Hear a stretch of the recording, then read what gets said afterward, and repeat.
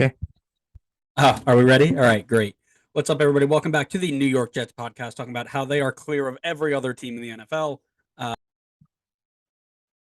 do you all a favor. You're welcome. I can unmute myself. Awesome. Okay, what's up, everybody? Welcome back to another episode of the Designated Players podcast. It is Group D time. We are continuing on with our World Cup predictions, previews, and team highlights. If you haven't seen the other episodes, definitely go back and check them out. We gave very unbiased, correct, really informational um, previews of every team, including Penguin and Mexico. So even though they are finished, we did give them their fair shake, which was great. Very nice of us, I know. Um, but we go over to Group D with France, with Australia, with oh, my computer's freezing. Oh, Oh, I could finish that off for you. It's go ahead. Denmark and Tunisia. Thank you. Yeah, I don't know what happened there. I kind of just lost everything here. But yes, yes. So a very interesting group with a lot of interesting choices that some people can make. You've been hyping this up all week. I can't wait to see this disaster class that you've put together. But before we do that, of course, we dive directly into Scarf of the Week. Connor, what do you got? I only brought two scarves home with me, and considering one team lost this morning, I have to just go with the NYC one again. One who's not even playing anymore. Ew. That's all I got right now. Sorry. All right, mine has a connection to a player in this list. Yeah, how well you've done your research. Yeah, I know who that is. FC Am I supposed Copenhagen. to say No, no, no, no. Yeah, go ahead. Go ahead. Matt Ryan? Matty Ryan over at Copenhagen. I've Um, done my research. Come on now. Don't Listen, come I just want to make sure unprepared. it's a test. It's a test. It's a Um, professional podcast. of course it is. Um, do you want to just jump right into it? Do we have anything to say? Do we want to talk a little bit about MLS Cup final or the greatest game in MLS history? Period. I think at this point, honestly, anytime LAFC and Philly play each other, it's just guaranteed banger. Do you remember the last time they played each other? I mean, I don't know if it was the last time. Do you remember the time they played each other before this point? And it was like the most insane. I think it was also 3-3 game where Gleesnes hit that 40-yard free Screamer. kick. Yeah. I don't remember it, but I do. Because you slept through it. I I think I was slept through. talking Oh, about it that with was right Adam. before COVID. That's right.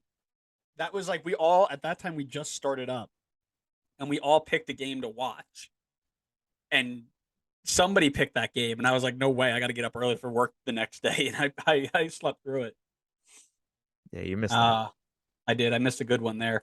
The greatest game in MLS history from a USL goalkeeper playing against his former team, being the penalty hero, to a at one point $115 million rated striker scoring the header in the 128th minute of extra time. I mean, it had everything. It just had everything. Maybe we'll do a little excerpt later on like a full reaction to it. Um, but we really should dive into World Cup stuff because that's what we're about. That's what we're here for. So Yeah. why don't we jump into you want to go to France first? They're the first team on the list. I would love to go to France. I don't want to. France. The French are. You've never even been to France. How could you say that? I've heard that Parisian French people are stuck up. That's what I've heard. You're going off of rumors and stereotypes, and that's not acceptable. I'm going off of that one kid from college who studied abroad for 4 months and thought it changed their life.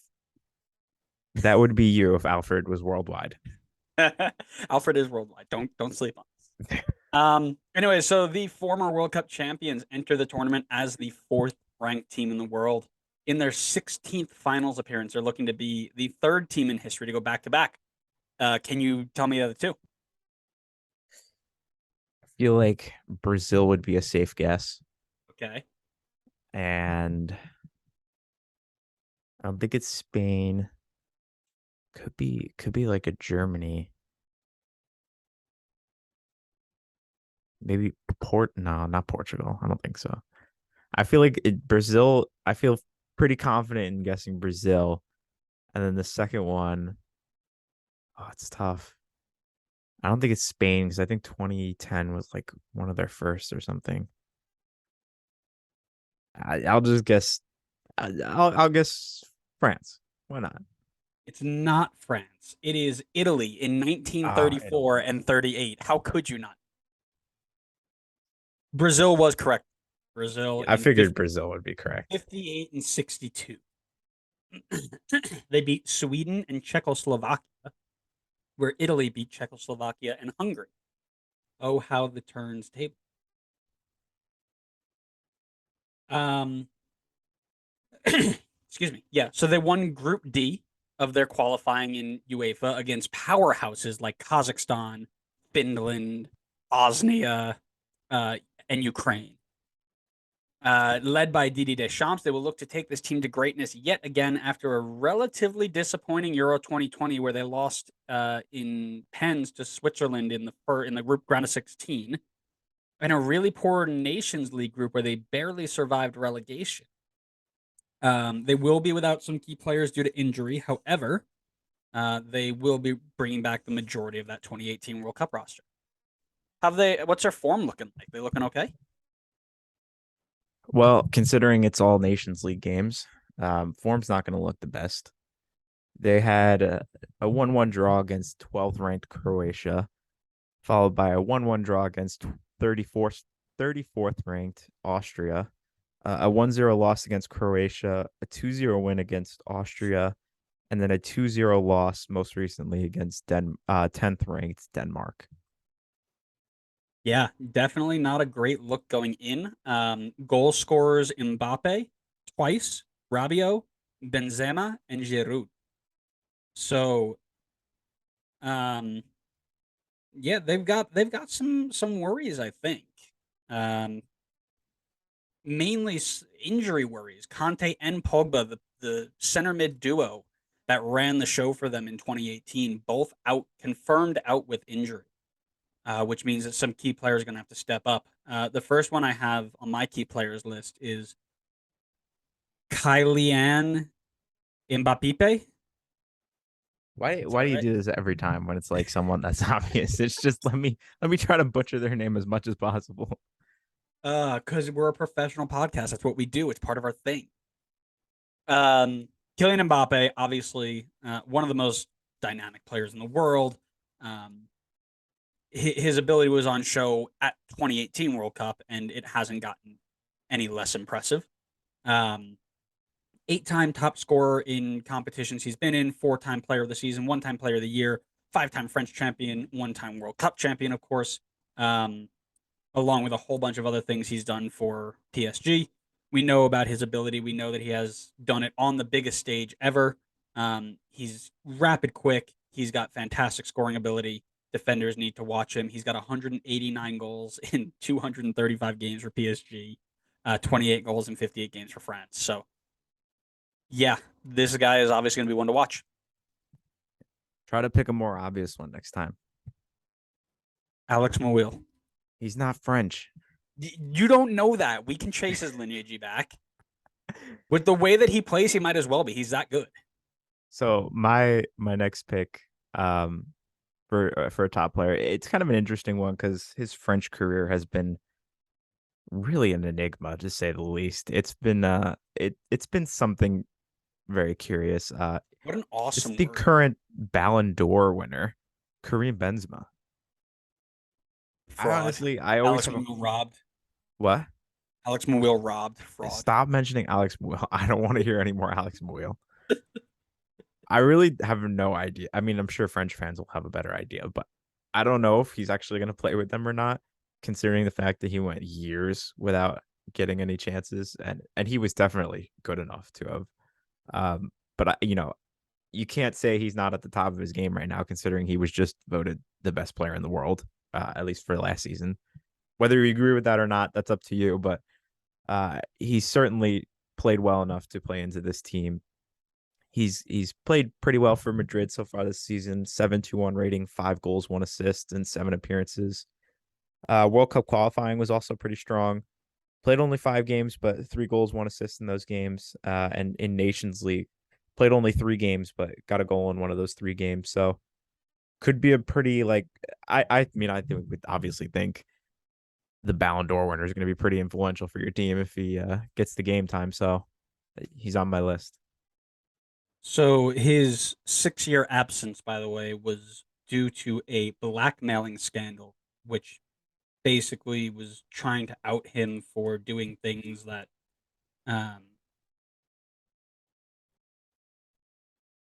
I need to pick the right words here because we are You could just leave it relatively at that. You yeah. just leave it at that. That's probably That's enough probably that's information. probably fair. Yeah, he had a blackmailing scandal go on over him, which put him in some pretty hot water. Deschamps left him out of the team. That was that. Um, they brought him back in 2022. I'm sorry, in 2020 as well. I should fix that. Um, and he's been in the team ever since. So I would assume he's joining the team. You don't leave the Ballon d'Or winner off of your World Cup squad. If you do, you get fired. That's pretty simple. But if they do, makes my predictions a little more straightforward. My last player on the list, because I also had Karim, is one Hugo Lloris. It looked like there was going to be a goalkeeper battle for the number one kit. However, Mike Maignan in AC Milan looks to be out through the World Cup. So I don't know anybody else going to challenge him. It looks like it'll be his goal for one last tournament. He has this ability to make fantastic saves. He's got good control of his area, um, but he's prone to at least one error per tournament. If you remember the 2018 World Cup, he had that in the final. He had that ball that got played back to him. He took an awful first touch and they tapped it in for a goal. At that point, it was like 4-2, so that made the game pretty close. Um, this back line is decimated with injuries, including the two midfielders in front of him. So he's going to have to be relatively strong for them if they're going to move on. Yeah, that's a fair shout. Um, I had another player on my list, but to be honest, as I was doing some more research on him, uh, I I don't know if he's actually considered to be like a top player for at least the French national team. But I had Christopher Nkunku on there. Oh, I think he's a love, top player, he's but awesome. doesn't seem to really get in the mix much, or as much as you would think for France. Considering that it seems like they play Griezmann probably a bit more in his position typically, but um, yeah, I think he's a really good player. I think he could be a top player if he was getting the game time, but considering I don't believe he had any appearances in World Cup qualifying, unless I just missed it. But considering that, it's kind of hard to call him a top player for France. But I just feel like from at least the club perspective, I think he's a top player. Sure. I do remember he had a bit of a let's see his injury history here, but um, my computer's lagging again. Here we go. Maybe you should fix that. I should have restarted my computer before we got on, but Well, it's too late now. he only missed one game with a wrist injury, so not necessarily too bad. But um, yeah, I actually put him in my 11 because I think he belongs in there. He's been playing at a higher level than Griezmann the last couple of weeks or months. Not in terms of like level of play, but in terms of his production. So I have them in a 4-2-3-1 with Lloris in the goal, Pavard, Saliba, Upamecano, and Digne in a back four. Digne. Tried to replicate the Nepenthes there. It didn't work very well. Do you even know that meme? Are you even in the loop? Nope. Boo. I've got Chumeni and Kamavinga in the two holding mid spots, which is going to be a massive, massive focus point for them as they move forward. Because that was Pogba and Conte, which were unbeatable in 2018. Going forward in that three pack, I've got Coman, Nkunku, and Mbappe. Griezmann can slide in to Nkunku's spot. And then I've got Benzema up top with Ben Yedder or Mbappe kind of filling in that space. Not the Ben Yedder and then Mbappe. Well, I had Mbappe starting, so obviously, Obviously Mbappe starting. well, he's Um, on. Yeah. I've got it like pretty, at least shape wise, I've got it pretty different than you have it.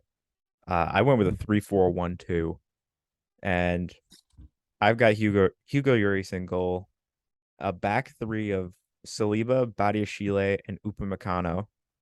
Then I guess like fullback slash left right midfielders. I've got Furlan Mendy and Ben Pavard because Ben Pavard loves an absolute World Cup banger. In those midfield spots, replacing Pogba and Conte, I've got Tchouaméni and Kamavinga, and then the three up top, the one sitting a bit deeper, I've got either Griezmann or Nkunku. I'd go Nkunku, but it seems like they play Griezmann a bit more, so I feel like that's who they'll go with. And then up top, I've got Mbappe or Benzema, who would be my starter, but potentially Giroud if they decide to go with him instead. Ugh, I I know, love it. but that's who they love Giroud. I wouldn't put it past them to start. I would go Benzema. I think Mbappe and Benzema have to be your starting strikers. So, Ferland Mendy,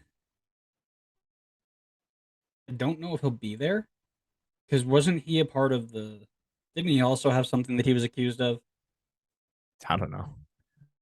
I'm almost Was he? certain there was one of the Mendys did. I think it might have been both of them. I don't. I know Benjamin Mendy did. You Yeah, remember him? I do remember him. I don't know if that's the one you were thinking of. I do have an article here saying that he was accused of some things. Furlan Um, Mendy? yes. Oh, So well, I I don't. mean, if he's not there, then I thought Luca Digne was questionable, but if he's healthy, then yeah, it's just a 1-for-1 replacement. Honestly, it wouldn't really change my shape or anything. But this leads up to some questions about how is this team going to compete when most of their best players are hurt. Well, France, I feel like has been known for their depth. Right now, is this is more of a chance than ever to prove that this team is actually deep. I still feel like on paper this is a really strong team, despite the fact that they are missing so many people. I mean, I wrote down like a list of names. This is probably the most. I mean, we haven't gone through all the teams yet, but I would say this is highly likely the most injured team going into the tournament. Conte and Pogba are out. I think Varane's doubtful, Koundé's doubtful, Wesley Fofana, Lucas Hernandez, Mike Magnan, Boubacar Kamara. I mean, that's a huge list of people that are out. And I think they're like, for the most part, they're like all in defense too, which hurts. But they're still so strong in defense, even without these guys. I mean, Upamecano, Saliba, and Badiashile is your three center backs. If you play with a back three, is certainly good enough to get out of this group. And then in the midfield to have two young stars like Chouameni and Kamavinga replace Conte and Pogba is phenomenal. So I think there will be growing pains. I don't think France is going to go in as the favorite to win it all, but this team is still super strong in my opinion. That's why everybody's allowed to be entitled to an opinion, even if it's wrong. Go on, Listen, go tell me how France isn't qualifying out of this group, listen, please. listen. Every year since 20, at least last year and the year before, I don't remember about 2010, the champion of the group came in bad, or champion of the World Cup, excuse me, from the previous 4 years, came in injured and in terrible form and didn't clear the group that they probably should have gotten out. This team, being as beat up as it is, nearly being relegated from their group with teams that were not as good as the teams that they're playing and bowing out of the Euros like they did, there are some questions to be asked. That's all I'm saying. That's all I'm saying. You can ask questions, and I definitely think there's some debate as to where exactly they'll finish in the group. I just, me personally, I don't think there's a debate that they don't get out of this group. But we can jump in. I don't know if we're at that point where we're talking about that, or if that's more of a discussion for when we do full predictions. Let's do full predictions at the end, and we can argue if we All have right, to. we'll save that conversation for the end then. All right, let's go to Australia. The Socceroos. Down under. Shout out to Australia for also calling it soccer. Yeah, big ups to the Australians. These Australians beat Peru in the playoff round to book their spot in Qatar, going in as the 38th ranked team in the tournament. They are long removed from the days of Tim Cahill and his magical leaps, but they will look to make it out of the round of 16 for the first time ever, so the Elite Eight, if you will, in their sixth attempt. They are led by 59-year-old Australian Graham Arnold, and they will look to cause some upsets in a group with two relatively strong UEFA teams. These guys are in some pretty good form. Indeed, they are. We're looking at 5 W's coming into this World Cup window. I'm gonna hit you with a quick pause here for a New York Mets update. New York Mets update. Edwin Diaz and the Mets agreed to a 5-year, $102 million deal. That's what we like to hear. Oh, you think we would be excited about that like a year ago? We probably would be pissed. Bro, I would have been throwing things a year ago. The amount of times I've heard you absolutely slander Edwin Diaz in the past. It's wild. Luz Diaz was the pinnacle of my terrible times. Not anymore. He's back to being Edwin. Edwin, baby. Edwin. All right. That was a great New York Mets update. Thank you. Let me give you an Australia update. Last 5 games, we're looking at a 2-1 win against Jordan, 2-1 win against the United Arab Emirates. Jordan who? Jordan Diamond, of course. Shout out. They had the playoff against Peru where they won 5-4 in pens. Then they had 2 straight friendlies against New Zealand where they won 1-0 and 2-0. Rankings across the board, not the strongest. Got Jordan at 84, UAE at 70, Peru at 23, and then New Zealand at 105. So coming in on good form, but the quality of competition is certainly not at World Cup level. Besides Peru. Yeah, so they had a whole gambit of gambit. I know. Look at me. Is that a chess reference? Of different goal scorers. Duke, Cummings, Mabit, Irvine, Hrustich, and Wrong. Just kidding, it's right.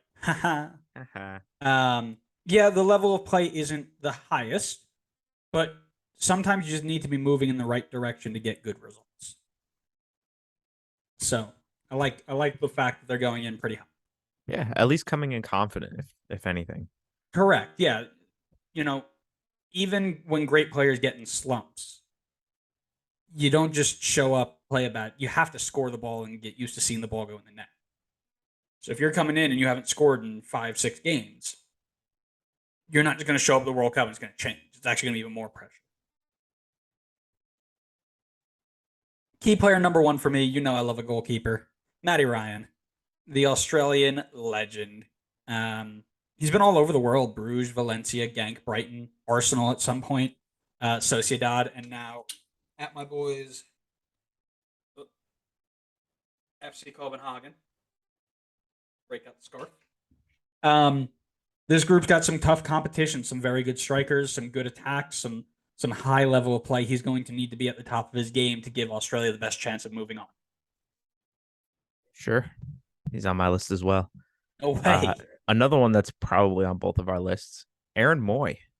Also Alex former Moyle? Brighton guy. Huh? Did you get the wrong AM? Did you mean Alex Moyle? No. Aaron Moy, currently playing at Celtic, previously at Brighton with, I think at the same time with Matt Ryan. But if not, same club, close enough. Pretty okay season so far for Celtic. 6.95 rating, 3 assists and 12 appearances. Obviously a bit more of a deeper midfielder, so goals and assists aren't necessarily his forte. For Australia, had 2 goals and 1 assist in 11 appearances for World Cup qualifying, and no goals or assists in the recent friendlies against Jordan or New Zealand. Which I will specify the 2-0 game against New Zealand, their most recent one. It was a fully rotated team. It was a completely different team. So anybody that's normally a starter for them, I believe, did not play in that game. So even though it was on their schedule, kind of like wasn't really like a warm up friendly or anything. So yeah, Aaron Moy. Yeah, yeah, I like that. I also have Aaron. Um, he's gonna be the connector. He's gonna connect the lines. He's gonna be a true number 8. He's gonna try and distribute and see what he can do. I wonder, do we have the same third one? RM. No, but I know who you went with. Yeah, Riley McGree, the Charlotte FC legend. He's at You know Charlotte. this. What? Come on. You have to know this story. I no, wait. You know this story. If you don't know this Was he story, the guy that joined them but never played a game and then got transferred? correct for like $4 million. I didn't know that was him.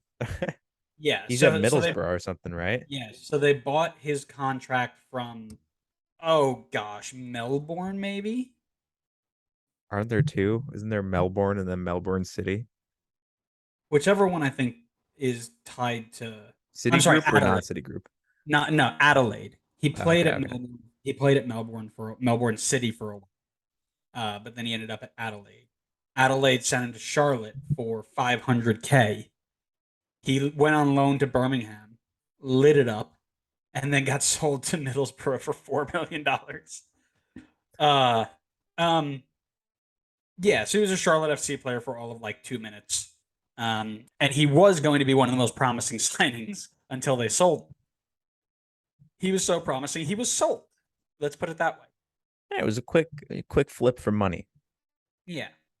Um, he's only played 11 games for Australia, and he's got a goal in those 11 games, 2 goals in 19 games for Middlesbrough, but he has played a part in 4 of the last 5 games.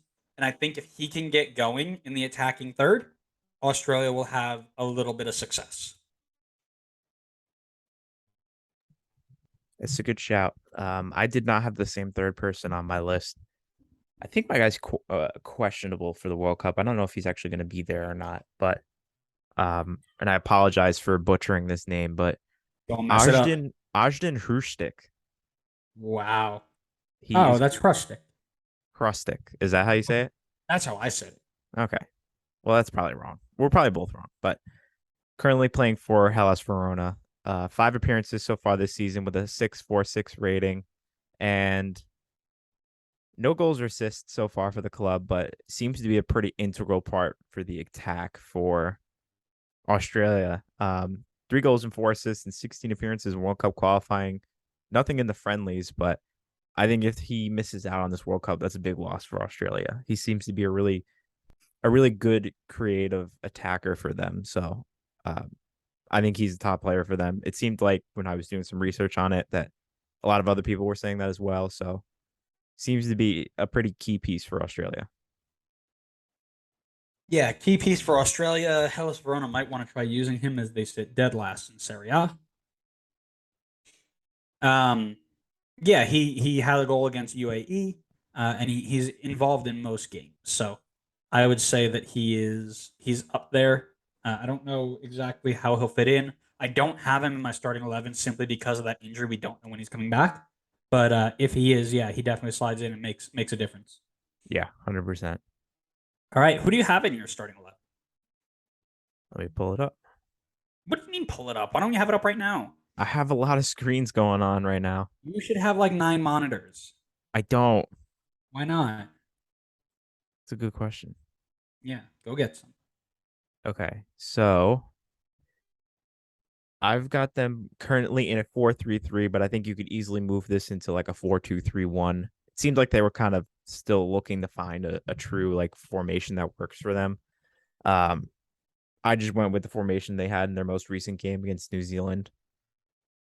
And I've got obviously Matt Ryan in goal.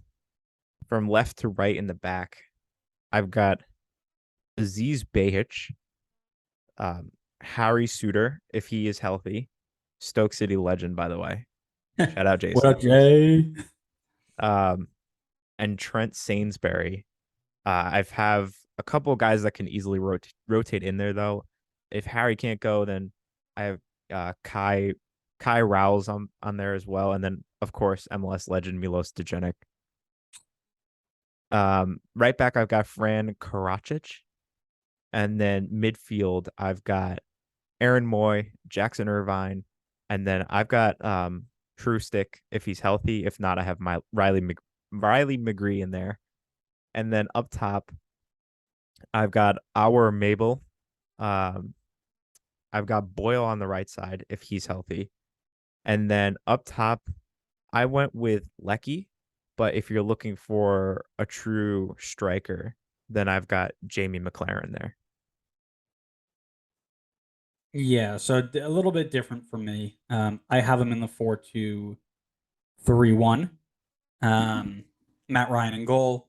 Right back to left back, I've got Atkinson. I've got Wright and Rowles, who seem to be the center back pairing for the last couple of games for them, and Behich as well at the left back spot. I got Moy and Irvine sitting in the two holding mid spots. Boyle, McGree, and Mabil going across that front three. And I've got Duke up there for now because he scored the goal against New Zealand and seems to be in the mix. But Jamie McLaren is also not a bad shout. Yeah, All cool. right. So I don't have a question. I don't really have a lot of questions in this group because I'm not trying to like. I've got a question for you. Okay, go ahead. Who in this team do you think can have a Tim Cahill like impact? Oh, great question. Um, so to me, you've got a lot of players here who are kind of in their in the prime of their career. They're 27, 28, 29-year olds. Um, I really like the look of Jamie McLaren. Again, have not sat down and watched a ton of A-League football over the last couple of months, but knowing what he does, the name sounds super familiar from his time at Hibernian. Oh, drank a lot of water. 5 goals in 4 appearances for the A League, 6 goals, 1 assist in 6 appearances in the Champions League. The guy knows how to score goals, and I think if anybody is going to find a way to will this team past some really, really impressive players, it's probably going to be him. Or, like I said, I put Duke in there. We'll see what happens. He's a little bit older, 31. He's got um, a little bit more experience about him. Spent some time in Saudi Arabia, now in Japan, with 8 goals and 3 assists in 36 games for the J League. And in the playoffs, he didn't score at all. But, the guy also knows how to put the ball away. But I think it's really going to have to come from one of the two strikers up that we just mentioned, as the midfield will do a lot of the supporting role. But I think one of the strikers needs to step up. Do I answer it now, or is it just a question for you? I'd love for you to answer it. I'd love to hear your thoughts. I think if Hrustic actually is healthy and plays, I really think he could be that guy. I don't know if he'll have the exact same impact as Tim Cahill in terms of like that explosiveness, goal scoring, but I feel like Hrustic could be an absolute like playmaker for this team and really create a lot for them, and really unleash like the front three or the front four, however I guess you line them up. So I think he could really be that guy if he plays. If not, I'm not 100% sure, to be honest. Maybe Mabel, maybe Boyle. I would think somebody up top. Um, I think Aaron Moy is a really key player for them, but I just don't see him having that like Tim Cahill type impact for the team. Sure. Um, shall we move into the next one? Sure. Who's next? Take a guess. Is it the Great Danes? It is the Great Danes, Dane, Richard, and friends. Is that past your level of lost knowledge? It might be. Yeah. I haven't gotten to that part in the book. That's 2010, 2011 Red Bull right there. Good old Dane Richards. I miss those days. Dane Richards on one side, Lloyd Sam on the other. just running at people. All right, you're reliving the glory days a little too much. um, the 10th best team in the world, Denmark, winners of Group F. Again, in UEFA, taking down national powerhouses, Israel, the Faroe Islands, Moldova. Don't you don't slander the Faroe Islands like that. Scotland and Austria were some two important results, but I mean, come on. They are entering their six finals, looking to get to the semifinals for the first time ever. Casper Hjulmand leads the side that has been, and he's been around since about 2020. They will build on a strong Nations League performance where they finished 1 point off the top of their group, as well as a strong Euro 2020 run where they made it all the way to the semifinals. Talk to me about a little bit on their form. Sure. So same thing with all the other European teams. It's all just Nations League as the recent form. So that includes a 2-1 win against 34th ranked Austria, 1-0 loss against 12th ranked Croatia, a 2-0 win against Austria, a 2-1 loss against Croatia, and a 2-0 win against 4th ranked France. So kind of up and down. Really could not get past Croatia, couldn't figure them out, but a really solid 2-0 win against France to wrap things up there. So certainly not coming in bad form. I would probably say coming in pretty good form, but certainly doesn't look like 5 wins as coming off of talking about Australia. So Correct. Yeah, so goal scorers from all over the place. Dolberg, Skov Olsen, Eriksson, Wind, Larson, Cornelius. I mean, it's not just a one-man show over here. So very interested to see the manager's going to have a tough selection because they've got a lot of really, really quality players who can make some impact. One of those players for me is Skov Olsen. 2 goals in the last 5 games, 8 goals in 23 games for Denmark, 8 goals in 19 games for Bruges. 24 years old. He is definitely one of the more promising Danish players coming through the system, and this could be a very big breakout tournament for him.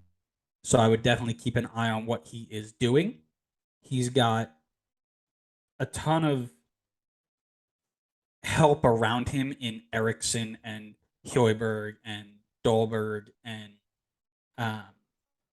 even some of the other players that may not necessarily get in, like Cornelius or Paulson or Delaney. He's got players around him to help out, so it'll be very interesting to see what he can bring to this tournament. yeah, I saw him as like definitely a good player for them. I didn't consider him to be a top player, but that's all right. I've got Again, wrong Pierre-Emile opinions are okay. Højbjerg. What? I said wrong opinions are okay. You're allowed to have them. Sure. I've got Pierre-Emile Højbjerg in mine, playing for Tottenham at the moment. Ew. Pretty strong season, pretty decent season for him so far. No goals or assists for him at the club level, but he plays a more defensive, I think, central midfield role, or just a deeper one than like an attacking mid. So not really his bread and butter. Internationally though, for Denmark, he's been phenomenal from what it looks like. He had a 7-3-1 in World Cup qualifying. I actually want to double check this because I don't know if that's right. Either way, Højbjerg is going to be a super important player for them in the midfield. I think he is an engine. He will work hard for them. I think he will be the guy to track back and make the defensive plays if needed, but to also add another body going forward. And obviously playing at a top level at clubs. So I think he'll be super important for them. Yeah, no disagreements there. He's going to be that anchor, the Tyler Adams, if you will, of that team. He'll sit in, and once he wins the ball, he's got good range and good vision to get rid of it.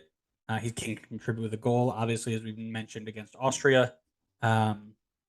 He's just a solid all around player. My last one, Christian Eriksen, of course. He did have that scary incident at Euro 2020, but he's back. He's competing. He's the number 10. and he's the maestro, right? He pulls the strings, he gets players involved, good positions. Um, 3 assists in 11 games right now for Man U, 39 goals in 117 games for Denmark. The attack runs through him, right? They're going to try and find him, run off him, get in behind. I don't expect much to change, but definitely one to watch as he has been over the last couple of tournaments for them.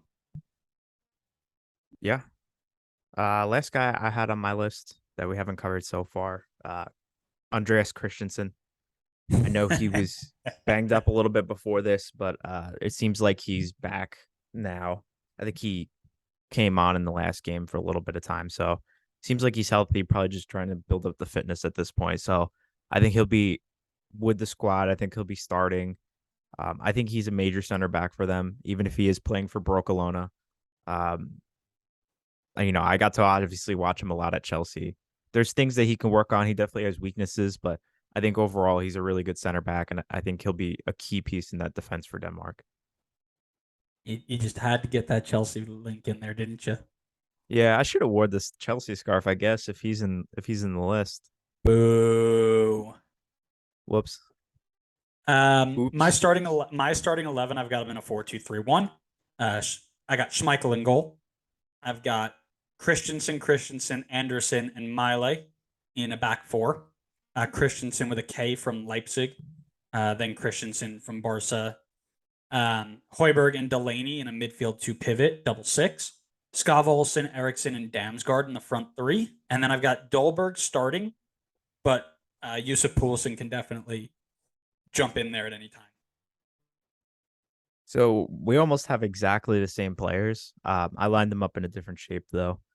I've got them in a 3-4-2-1. Um, Back three, I've got Simone Kjaer. I've got Anderson. I've got Andreas Christensen. Left back, right back, I've got Mali and Christensen. And then midfield two, I've got Horbier and Delaney. And then in the attacking mids, I've got Eriksson and Skav Olsen. And then up top, I've got either Yusuf Poulsen or Casper Dolberg. Sure, yeah, and that's the thing. It's whether you want to go the wingers on the day or you want to go kind of Christmas tree um, in that front end. So It does look like a um, Christmas tree. I never knew that. we've been through this, haven't It's for we? the it's for the holiday season. That's why I did it. We've been through it. I swear I've drawn this on the whiteboard for you. That's all right. We'll go through I it don't again pay then. attention to you. Of course you don't. What? Do you have any questions for this team? What will it take for this team to finish above France? They need to show up, and then they'll do it. Not that hard. All right, predictions are going to be fun later. I was going to ask, what type of production does Eriksson give in this tournament after that injury? He obviously hasn't been the main guy at United, but he has been featuring in a ton of these games for Denmark. But is he giving? Uh, that's the one thing I didn't actually check was is he getting assists on these goals? I know he's not scoring them, but is he putting up points or is he just there kind of making it happen? Um, I feel like for United this season, he probably hasn't been at his best, I would say. I think obviously, when I think of top Christian Eriksen, I think of him at Tottenham, where he was an absolute maestro. Um, and one of the top players in the league and in the world. I think he still has, that ability in him. I don't know if he'll necessarily be the one solely pulling the strings. I feel like they have guys here that can help him out, like Damsgaard or Scavolson, or even if Horbier or Delaney kind of get forward a bit more and help out. But I still think he's going to be the most influential playmaker for them. I think even if he's not showing up in the assists, like box score, I think he's going to have a lot of key passes. He's going to be setting up his teammates in great position. So I think playmaking, he's still going to be phenomenal. I don't necessarily think that he's guaranteed to like rack up a ton of assists though. Sure, yeah. I mean, 1 goal, 1 assist in his Nation League group, the 6 games that he played. Um, just it was just curious to me, right? Because I know we talk about it a lot, and one of the things that I know I personally am a culprit of is getting kind of sucked into this idea of like, oh, I remember him back at Tottenham, so he's going to be great this year. But with the 1-1, is that necessarily going to be the case? I don't know, but I think you're right. I think he's got enough around him where once they take their attention off him for a minute, they're going to hurt. He's going to hurt him, but he doesn't. It's not just him making making the plays. So it'll run through him, but it also doesn't have to if they don't want to. Yeah, which is good. There's not all the pressure on one player to perform. That's what I Yep. think makes this team very strong and definitely a contender. Um.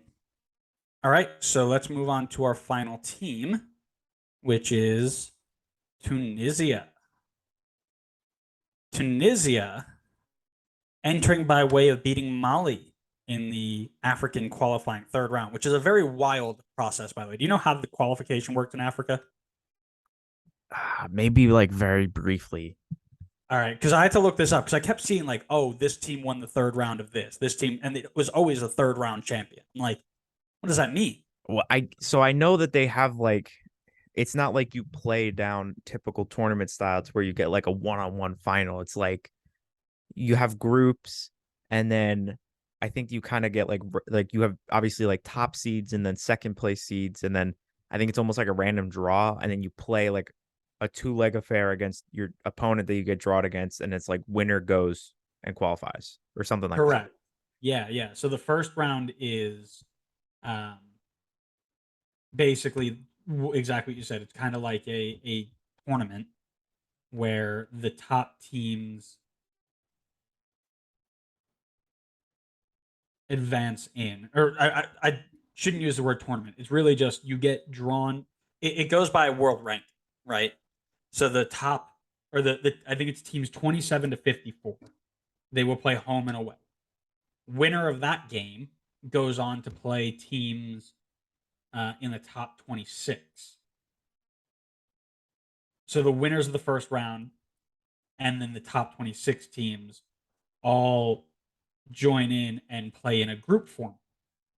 So the groups then go groups of 4, and the winner of each group moves into the third round, where it goes back to what they did in the first round. You get a random draw against one random team, and you go and winner moves on, essentially. So like Egypt and Senegal played each other, and now Egypt and Mo Salah aren't in, or Cameroon and Algeria for the same reason when you know DR Congo and Morocco played each other, or Mali and Tunisia. It's not like you put those 4 in a group and the top 2 advance. Yeah. Very, very strange. But anyways, Tunisia beat Mali. That's the long roundabout story of how that happened. They are in their 6th finals appearance, looking to get out of the group for the first time ever. They have yet to get out of the group. They are ranked 30th in the world, and they are led by another Tunisian, Jalel Kadri. He was appointed in January, and they're looking to spice things up in this rather difficult group. Talk to me about some form. Sure. So coming in last 5 games for Tunisia, been kind of I would say it was way more surprising than I was expecting. Um, we got a 0-0 draw against Botswana, which is, not a great start. But then they go back to back with a 2-0 win against Chile and a 3-0 win against Japan. Where in the world did that come from? By the way, both those teams were playing relatively strong levels. Yeah. I just all right. Anyway, then they have a 1-0 win against Comoros, and then a pretty expected 5-1 loss against Brazil. Shellacking, if you will. Yeah, but it's hard to blame them. Brazil's really good. No, yeah. Are they really? Um, yeah, I mean they're currently ranked number 1. Um, Botswana's 148, Chile is 29, Japan's 24, and Comoros is 129. So a really mixed bag. I wouldn't say that their form is really, I wouldn't say it's been bad at all. I mean, they got, besides the Botswana game, obviously Chile and Japan are really great results. Comoros 1-0, you got the win. And then Brazil, it's like, what are you going to do? Brazil's tough. You can only go out there and do what you can to limit the damage. Correct. Yeah. Another bunch of different goal scorers. You got Sliti, Jaziri, Mascani, Abdi, Jabali, Ben Ramdhane, Sasi, Kenisi. I mean, tons of people contributing goals here um, against some legit talent. I mean, Chile and Japan. Chile just missed out on a World Cup spot. Japan is in. Brazil is in, but that's not one to talk about. Comoros, Botswana, Equatorial Guinea. When we won't talk about those. But yeah, this team is not one to sleep on. They are, like I said, they're higher ranked than Australia. Yeah. And it's not for no Uh, reason. right. They've got players spread across some pretty competitive leagues, and are playing well together. One of the first players I want to talk about is Skahiri, the center defensive mid from the Bundesliga. I believe he plays in Cologne. Um, he's a focal point for everything defensive that happens. He's strong with tackles. He's good in the air. He's got good vision. Um, whenever he wins that ball, he's going to release them and he's going to get them into space and get them putting defenders with their back to goal. If Tunisia is going to have success, Skahiri is going to have the tournament of his life. Yeah, I had him on my list as well. Nice. Um, Another guy I had on my list. This was actually a name that I recognized when I was going through it. Wabi Kazri. You recognize that name? Yeah. Yeah, Love Wabi Kazri. My yeah. boy. Playing for Montpellier right now. Pretty okay season so far. 6.74 rating, 2 goals, 1 assist, and 11 appearances. World Cup qualifying, he was pretty good for them. 3 goals, 1 assist, and 6 appearances. And then in AFCON, also had a strong performance with 2 goals, 1 assist, and 4 appearances. So the man knows how to get it done for Tunisia. Yeah, he's got the most goals of any player in the side. If you look at transfer market, he's also top five in caps. Um, Creates his own space, draw fouls. He likes to be a little bit tricky and try and get in behind. He's going to take off as many shots as possible, create a ton of attacking chances, um, and he'll do a good amount of defensive work if he needed to. So something to keep an eye on with him as well. Yeah, My 100%. last one is Sliti. He'll play on the opposite side of Wabi Kazri. He'll be similar with his attacking mindset. He likes to go at him, create chances, get fouled, take shots. Really express himself on the ball. He's playing in the Saudi League right now. He's got 13 goals in 68 games for Tunisia, but he's got 1 goal in 5 Saudi League games. But in about 275 games, he's got 56 goals. So the dude knows how to score. What's gonna really be important is who is getting him involved. Really is what type of service he's going to get.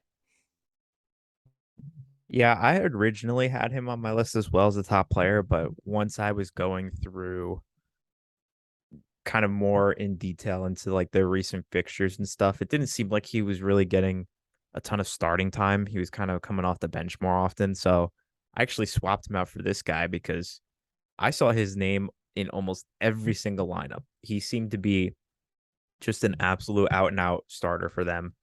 And that's Montassar Talbi, the center back, Sure. currently playing for Lorient in France with a 6.82 rating so far this season for them, 1 assist and 3 clean sheets in 14 appearances. For Tunisia, he's also been very solid. 3 clean sheets and 6 appearances in qualifying, and a 703 rating for AFCON with 2 clean sheets and 4 appearances.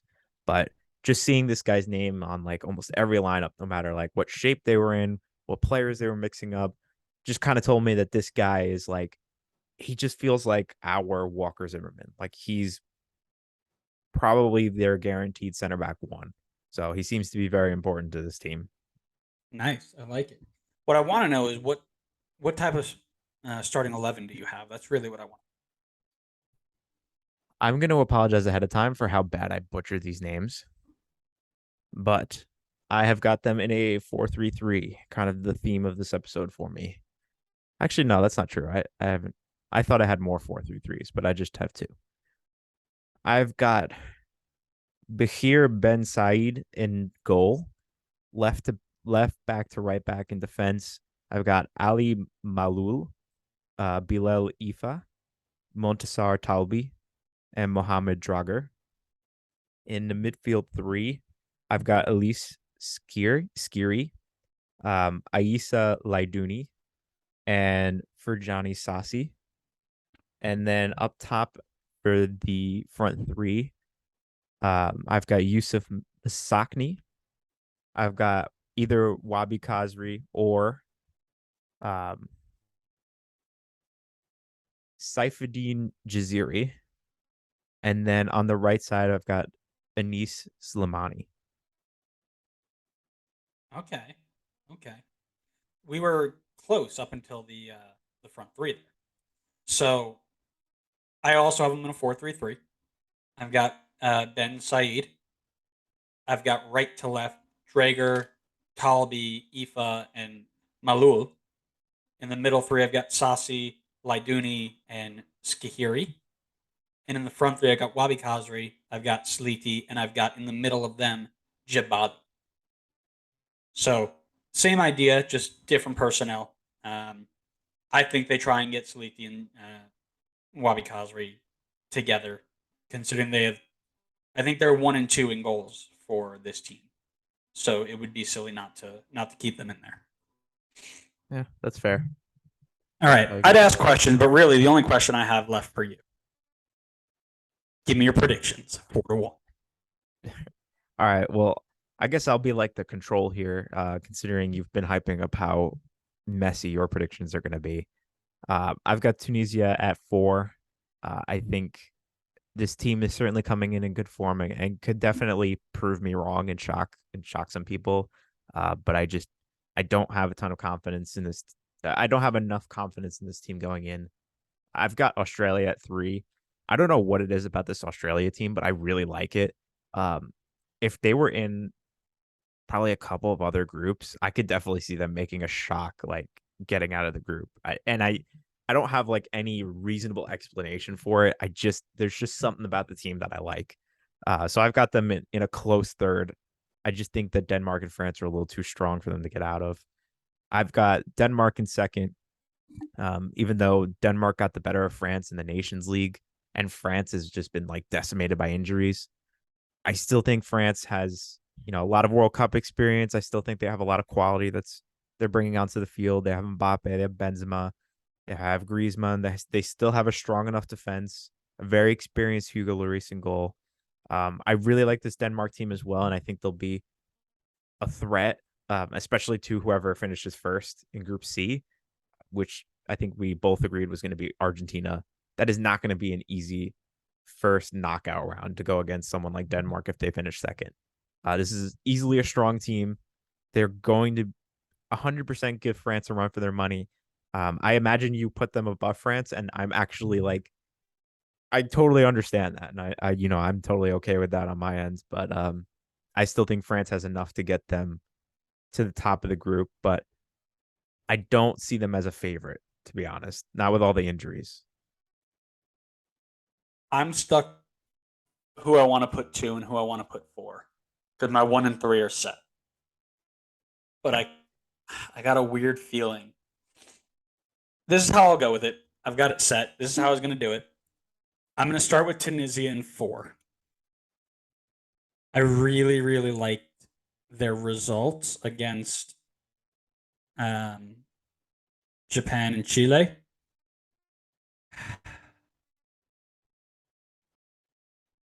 Oh, gosh. I mean, we could just say this is gonna flip flop. Like No, until this is going to change. This is going to change. flip Because, flopped in 5 seconds. yep. All right, so here's how it's going to go. In 4, I'm putting Australia. Boo. I don't we talked about who's going to have the Tim Cahill impact, and we struggled to find a true person to do it. I don't think there's anybody here who's going to put them into that next bracket, into that next level. So I'm going to keep them at 4. In third, I have France, and this is why. I want you to listen very Get them, carefully. TikTok comments. Get them. I want you to listen very carefully. I'm going to leave this in. The last team to win the World Cup and then make it out of the group stage. Any guess? Well, it wasn't Spain and it wasn't Germany, so it's been a bit of a bit of time. I don't know. I guess Italy. The last the last team to win the World Cup and then move on in the group stage of the next World Cup was Brazil. They won in 2002 and they moved on in 2006. Italy in 2006 did not move on in 2010. Spain in 2010 did not move on in 2014. Germany in 2014 did not move on in 2018. I think that with all of the injuries, with their poor performances in Nations League, poor performance in the Euros, with Hugo Lloris getting up there in age, being mistake prone, with that midfield missing Conte is such a massive part of that team. The back line, the center backs, no Varane is massive. No Kamara to cover, massive. Mendy's are out, massive. I mean, that 2018 team is not here. The defensive part of that 2018 team is not here. I think that France are going to fall short. And because of their inability to get things done, I think Tunisia get out of the group for the first time ever. I think Khazri and Sliti go off. I think Skahiri goes and really locks it down in the back. And they've got experience beating good teams. Again, Japan wiped the floor with them. Chile wiped the floor with them. Now, when they get out and they have to play Brazil, that's a different story. But this group, I think they can get out of it. So I got Tunisia at 2. And at 1, I've got Denmark. I think they're the most complete team in the group. And I think that they move on. I don't want to say relatively easily, but I think that they have the best team in the group and they'll move on. All right, now that you finished up for your TikTok clip, I think you're a moron, to be honest with you, if I'm going to be frank. Just because history has repeated itself the last couple of times doesn't mean it's going to continuously do it forever. It doesn't mean that no World Cup winner is ever going to never get out of the group in the next World Cup stage. I think even if France is decimated with injury, there's too big of a gap between France and Australia and Tunisia. I'm all on board for you saying that Denmark tops the group. I think that's completely reasonable and could very likely happen. But to say that they're not going to get out of the group, I think is crazy. I know they've been decimated by injury, but look at the players that are still in the starting 11. These are top players around the world. I mean, even the back. I mean, I went with a back 3, and I mean their current back 3 is you got one playing at a really high level for Arsenal right now, who's top of the Premier League. You have one that's playing for Monaco right now and starting week in, week out. You got one that's playing for RB Leipzig and is actually, I think, Bayern now. And obviously Bayern will likely win the Bundesliga again. This team is still stacked with talent. Even if they don't have the chemistry necessarily, and they've got experience in this team too. You've got Griezmann, Mbappe, even played in the last World Cup, Giroud, Lloris. This team is still, that has a good mix of veterans and new guys. I think you're out of your mind for saying that they're not getting out of this group. I think your Euro snob is showing, and you really need to check yourself. Now, what is it about Tunisia? Is it just those 2 friendly results?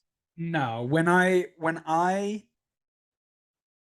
wrote up my predictions, I was literally thinking to myself, if anybody can break this little cycle, it's France in this group. This is the group that France is gonna get out of.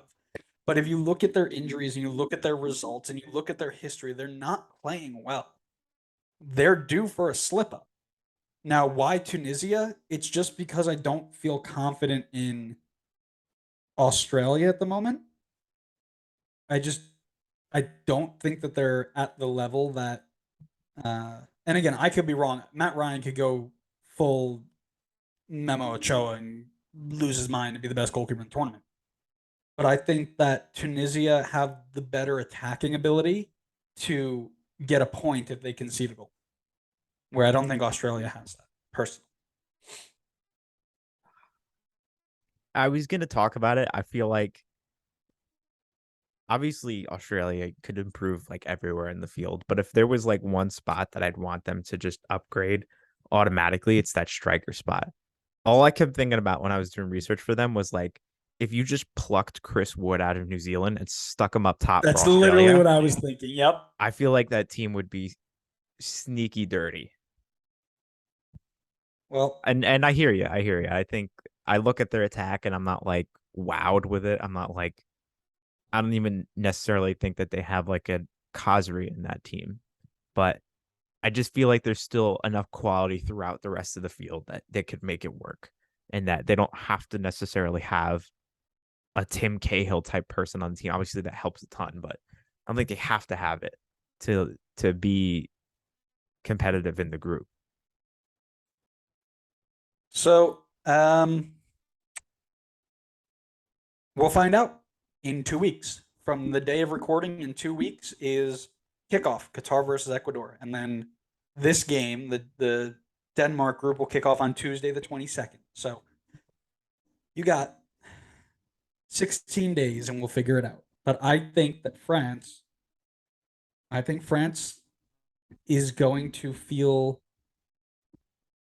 the presence of those injuries. I do. I think you're crazy, and I'm sure the That's comments are going to be all over you. But good. I need Euro snob tears in my life. Go check you out. could Go take them check all. out. Take them all. I don't care. Go, You could have go them. check out our YouTube comments. We got a guy from England absolutely crying because we told him Penguin was finished. It was great. Well, you told them Penguin were finished. We It doesn't told even it. matter. We still both put them top, so who cares? That's what I mean. I keep laughing about it. Anyways, that's us done with Group D, which means that on Wednesday, you'll hear this on Monday. On Wednesday, we will have Group E out for you. And then from there, we've only got three more, don't we? FGH, which will all come out the following week, Monday, Wednesday, Friday. And that's that. Then we'll be World Cup ready. So make sure you're following us wherever you get your podcast so you know that we just went live. We posted a podcast. Make sure you're following us on social media to see all the clips that we like to post so you can catch up with all of your favorite teams. And make sure you tell Connor that he is out of his mind and that France are finished. Yeah, I don't think that's going to happen. Thanks, everybody, for listening, and we will see you next time on the next episode of the Designated Players Podcast. See ya.